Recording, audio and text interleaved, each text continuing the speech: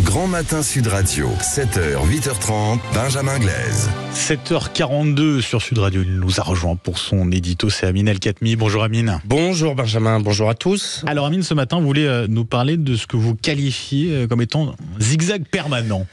Oui Benjamin, le zigzag permanent ou la stratégie de l'essuie-glace comme vous voudrez. Bref, vous l'aurez deviné, je vais vous parler d'Emmanuel Macron et de son talent inégalé à pouvoir faire tout et le contraire de tout avec un culot absolument déconcertant sur à peu près tous les sujets.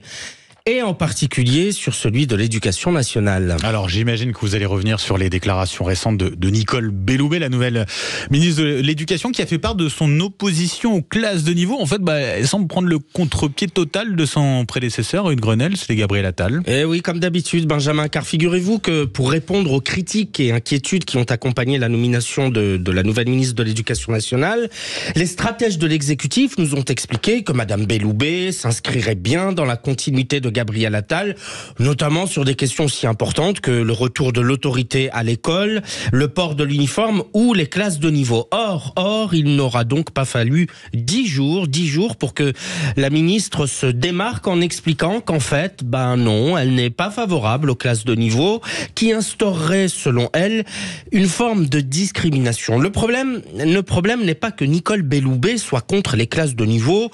Au fond, c'est son droit le plus absolu. Le problème s'appelle Emmanuel Macron. Emmanuel Macron, qui, à l'Éducation nationale, a d'abord nommé le ferme et républicain, partisan de la laïcité, Jean-Michel Blanquer. Puis l'a remplacé par un wokiste, partisan des thèses décoloniales, Pape Ndiaye.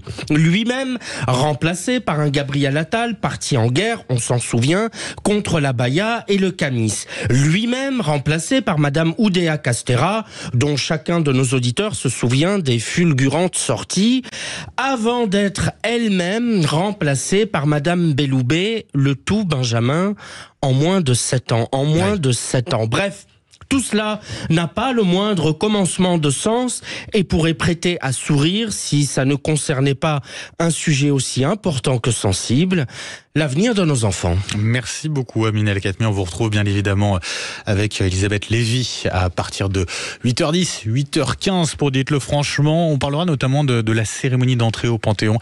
De Missak Manouchian avec cette question: Marine Le Pen présente ou pas? Elle a décidé qu'elle ira. On y reviendra dans un instant, mais d'abord c'est Sud Radio vous explique.